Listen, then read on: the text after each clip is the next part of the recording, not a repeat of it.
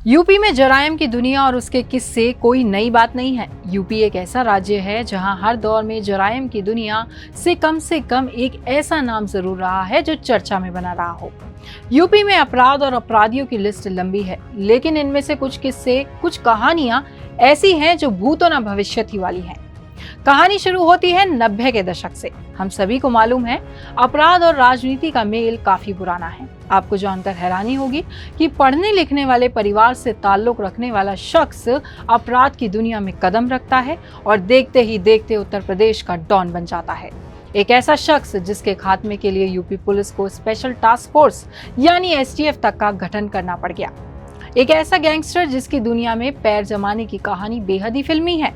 जिस उम्र में लड़के कॉलेज में एडमिशन और बेहतर भविष्य के सपनों के लिए संघर्ष कर रहे होते हैं, उस समय ये लड़का अपने गैंग में शामिल करने के लिए बदमाशों के इंटरव्यू ले रहा था। इस बात को जानकर हैरत में न पड़िएगा कि वो शायद न सिर्फ यूपी बल्कि इस देश का इकलौता ऐसा बदमाश रहा है जिसने उत्तर प्रदेश जैसे राज्य के मुख्यमंत्री की सुपारी तक उठा ली थी। जी हाँ, हम बात कर रहे हैं श्री प्रकाश शुक्ला की। कहानी शुरू होती है उत्तर प्रदेश के गोरखपुर में। उत्तर प्रदेश में एक ऐसा गैंगस्टर की एंट्री होती है जो किस्से कहानियों में आज भी जिंदा है। 90 के दशक के इस गैंगस्टर ने न सिर्फ अपराध की दुनिया को बदल कर रख दिया, बल्कि सरकार को भी पुलिसिंग के पारंपरिक तौर तरीकों से आगे सोचने को मजबूर किया। श्री प्रकाश शुक्ला का जन्म गोरखपुर में हुआ। उसके पिता एक स्कूल अध्यापक थे और परिवार एक आम मिडिल क्लास फैमिली वाला ही था। कहने का मतलब ये है कि श्री प्रकाश शुक्ला को अपराध की तरफ ले जाने वाला कोई ट्रिगर घर में नहीं था। बताते हैं कि इसी बीच पहलवानी का शौक रखने वाले श्री प्रकाश शुक्ला की बहन को गली के एक लफंगे ने बीच बाजार में छेड़ दिया। लफंगे का नाम था राकेश तिवारी। श्री प्रकाश शुक्ला को जब ये बात पता चली तो वो बेचैन हो उठा। बेचैनी गुस्से में बदली और श्री प्रकाश शुक्ला ने अपनी बहन से छेड़खानी करने वाले राकेश तिवारी को बीच बाजार में ही गोलियों से भून दिया। कहते हैं कि श्री प्रकाश शुक्ला की अपराध की दुनिया में एंट्री यहीं से हुई। हत्या से अधिक हत्या के तरीके ने श्री प्रकाश शुक्ला को आसपास के बाहुबलियों की नजर में ला दिया। पुलिस से बचने के लिए श्री प्रकाश शुक्ला गोरखपुर के ही एक बाहुबली की मदद से देश से बाहर निकल गया, लेकिन चर्चा यूपी से लेकर बिहार तक थी। श्री प्रकाश शुक्ला जब बैंकॉक से लौटा तब तक वो यूपी के अपराध जगत का चेहरा बन चुका था। बताते हैं कि बैंकॉक से लौटने के बाद शुक्ला के मुंह में खून लग चुका था। इसी बीच बिहार के बाहुबली सूरज भान के रूप में श्री प्रकाश शुक्ला को गॉडफादर भी मिल गया। बस फिर क्या था? हत्या, फिरौती, अपहरण, रंगदारी, रेलवे के ठेकों पर जबरन कब्जा श्री प्रकाश शुक्ला का पेशा बन गया। पूर्वांचल से लेकर बिहार तक और लखनऊ से लेकर दिल्ली तक अब श्री प्रकाश शुक्ला डॉन के रूप में पहचाना जाने लगा। जाहिर है कि जब इतनी शोहरत मिली तो पुलिस भी पीछे पड़ेगी ही, लेकिन यहाँ पुलिस के सामने कुछ मुश्किलें भी थी।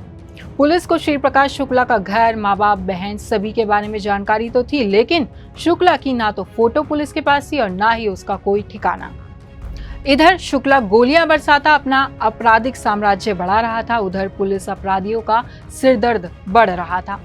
90 के दशक में यूपी का अपराध जगत और राजनीति साथ साथ चलते थे। श्री प्रकाश शुक्ला को ये पता चल चुका था कि यूपी में अपराध जगत से राजनीतिक जगत में पहुंचना कोई मुश्किल काम नहीं है, लिहाजा उसने इसकी तैयारी शुरू कर दी। बताते हैं कि यूपी में कई बड़े रसूखदार नेताओं से श्री प्रकाश शुक्ला के मधुर संबंध हो चुके थे। श्री प्रकाश शुक्ला को फिल्मी अंदाज में रहना बेहद पसंद था। अच्छी फैंसी कपड़े, महंगी गाड़ियां, सोने की चेन शुक्ला का शौक था। एक और बात थी और वो थी मोबाइल का इस्तेमाल।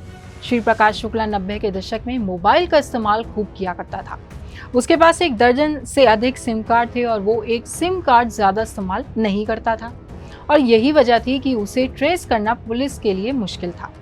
दोस्तों में रौब झाड़ने वाला श्री प्रकाश शुक्ला जानता था कि यूपी में जरायम की दुनिया में स्थापित होना है तो किसी बड़ी वारदात को अंजाम देना जरूरी है। इसी बीच श्री प्रकाश शुक्ला ने अपना वर्चस्व साबित करने के लिए एक बड़ी वारदात को अंजाम दे भी दिया। यह वारदात थी वीरेंद्र शाही की हत्या। 1997 की शुरुआत में श्री प्रकाश ने लखनऊ शहर में दिन दहाड़े वीरेंद्र शाही को गोलियों से भून दिया। वीरेंद्र शाही यूपी के महाराजगंज जिले के लक्ष्मीपुर विधानसभा से विधायक थे और ठाकुरों के नेता माने जाते थे।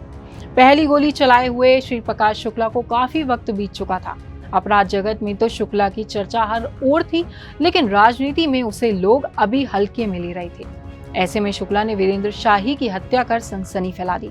कुछ लोग कहते हैं कि शुक्ला ने शाही की हत्या अपना दबदबा बनाने के लिए की, तो कुछ ये भी मानते हैं कि उस वक्त के बाहुबली ब्राह्मण नेता हरिशंकर तिवारी के कहने पर शुक्ला ने शाही की हत्या की। खैर, जो भी रहा हो, लेकिन श्री प्रकाश शुक्ला ने बता दिया था कि उसका इरादा क्या है। बिहार के बाहुबली मंत्री का मर्डर। बिहार सरकार में बाहुबली मंत्री थे ब्रज बिहारी प्रसाद। श्री प्रकाश शुक्ला ने पटना में उन्हें गोलियों से भून डाला। 13 जून 1998 को वे इंदिरा गांधी हॉस्पिटल के सामने अपनी लाल बत्ती कार से उतरे ही थे कि AK-47 से लैस 4 बदमाशों ने उन्हें गोलियों से भून दिया। वीरेंद्र शाही और ब्रज बिहारी प्रसाद के कत्ल के बाद शुक्ला हर ओर चर्चा में था। नेताओं में खौफ और पुलिस अधिकारियों में बेचैनी। इसी बीच एक सुबह अखबार में खबर छपी कि श्री प्रकाश शुक्ला ने मुख्यमंत्री कल्याण सिंह की सुपारी ली है। 6 करोड़ रुपए में सीएम की सुपारी लेने की खबर यूपी पुलिस की एसटीएफ के लिए बम गिरने जैसी थी। हाथ धोकर पीछे पड़ी एसटीएफ का अब एक मकसद था, श्री प्रकाश शुक्ला जिंदा या मुर्दा। सारे घोड़े दौड़ा दिए गए। अगस्त 1998 के आखिरी हफ्ते में पुलिस को अहम सुराग मिला। पता चला कि दिल्ली के वसंत कुंज में श्री प्रकाश ने एक फ्लैट लिया है। उसका धंधा अंधेरे में ही परवान चढ़ता।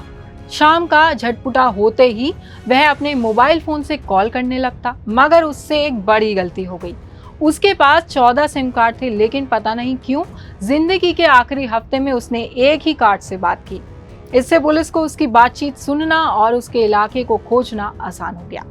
23 सितंबर 1998 को एसटीएफ के प्रभारी अरुण कुमार को खबर मिली कि श्री प्रकाश शुक्ला दिल्ली से गाजियाबाद की तरफ आ रहा है। एसटीएफ की टीम ने पीछा करना शुरू कर दिया। उस वक्त डॉन को जरा भी शक नहीं हुआ कि उसके पीछे एसटीएफ है।